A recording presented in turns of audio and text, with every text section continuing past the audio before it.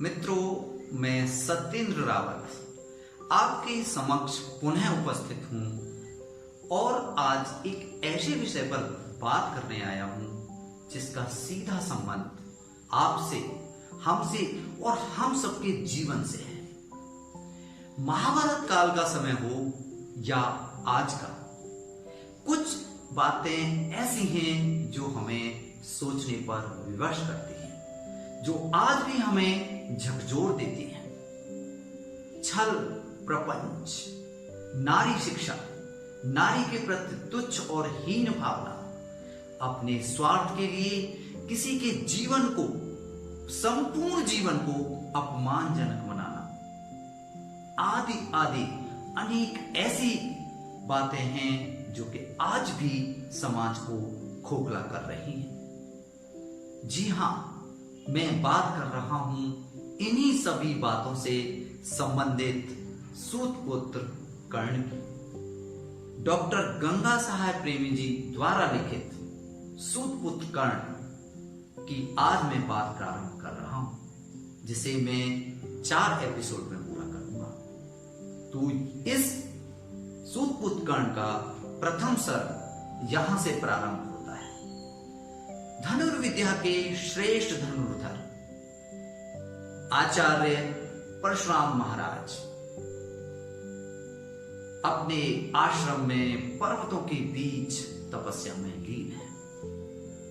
उन्हें केवल और केवल इस बात का एहसास है कि मुझे तपस्या करनी है और ब्राह्मणों को धनुर्विद्या सिखानी है। उन्होंने इस बात का संकल्प लिया है कि वे केवल और केवल ब्राह्मणों को ही धनुर्विद्या सिखाएंगे।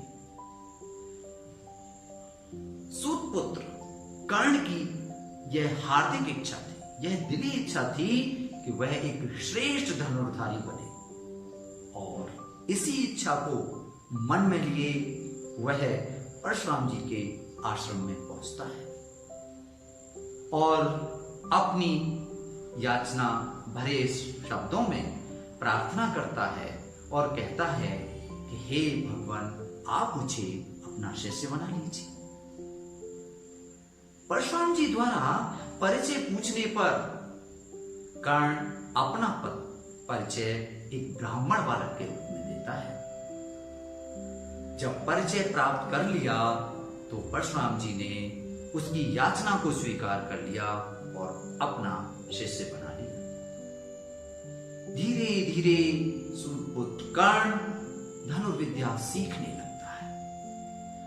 वह इतना अभ्यास करता है कि कुछ ही समय में वह एक श्रेष्ठ धनुर्धारी के रूप में प्रतिष्ठित होने लगता है, क्योंकि उसकी जो लालसा थी, जो प्रबल लालसा थी एक श्रेष्ठ धनुर्धर बनने की, उसी के कारण वह नित्य बहुत अधिक अभ्यास करता था और उसका परिणाम यह हुआ कि वह एक श्रेष्ठ धनुर्धारी के रूप में प्रतिष्ठित होने लगा। यह सब देखकर परशुराम जी को अपने शिष्य पर गर्व होने लगा। वे इस बात का गर्व महसूस करने लगे कि मेरा एक शिष्य एक बहुत अच्छी तालीम, शिक्षा प्राप्त करके एक श्रेष्ठ धनुर्धारी के रूप में प्रसिद्ध होने वाला है।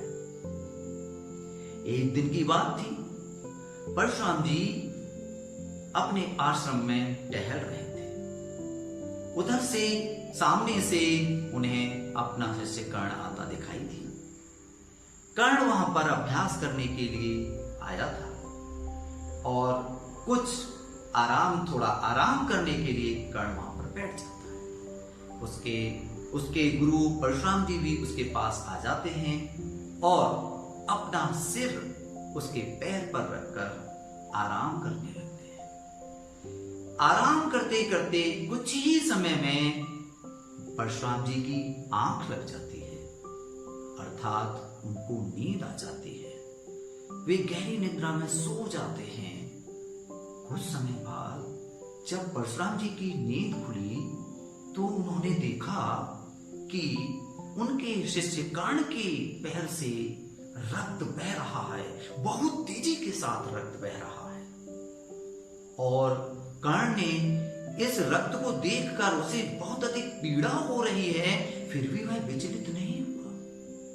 यह सब देखकर परशुराम जी को बहुत आश्चर्य होता है और उनके मन में एक शंका पैदा होती है कि यह बालक, यह ब्राह्मण बालक कितना सहनशील है। नहीं, मुझे कुछ शंका है, यह ब्राह्मण बालक कदापि नहीं हो सकता। और इसी शंका को दूर करने के लिए परशुराम जी कर्ण से पूछते हैं, क्या आप मुझे बताएंगे कि आप कौन हैं? आप कदापि ब्राह्मण नहीं हैं। आप कदापि ब्राह्मण नहीं हैं। इस क्रोध भरे वचनों को सुनकर कर्ण व्यथित होता है, दुखी होता है और इसका उत्तर देता है, हे भगवान, हे गुरुजी, यदि मैं आपको अपनी सच्चाई पहले बता देता तो आप मुझे कदापि अपना शिष्य नहीं बनाते। मैं ब्राह्मण बालक नहीं और इसी बात को मैंने आपसे छिपाया है। कृपया आप मुझे माफ कर दीजिए। परशुराम जी ने उसके वचन सुने, क्योंकि परशुराम जी ने उनको विद्या सिखाई थी और वे अपने शिष्य को बहुत अधिक प्यार करते थे। लेकिन उनका एक संकल्प था, उनका एक व्रत था कि वे केवल और केवल ब्राह्मणों को ही धनुर्विद्या सिखाएंगे। इसलिए उन्होंने कर्ण को विद्या तो प्रदान की, लेकिन अंत समय में एक श्राप दिया कि हे कर्ण, तुमने मुझसे छल करके ये धनुर्विद्या प्राप्त की है, अतः तुम अंत समय में इस विद्या को भूल जाओगे और तुम्हारे यह किसी काम नहीं आएगी। यह विद्या तुम्हारे किसी काम नहीं आएगी। यहां पर इस सूतपुत्र कर्ण की कथा का प्रथम एपिसोड समाप्त होता है और इसका दूसरा एपिसोड आपको 2 दिन बाद मिलेगा। कृपया देखना न भूलें। बहुत बहुत धन्यवाद।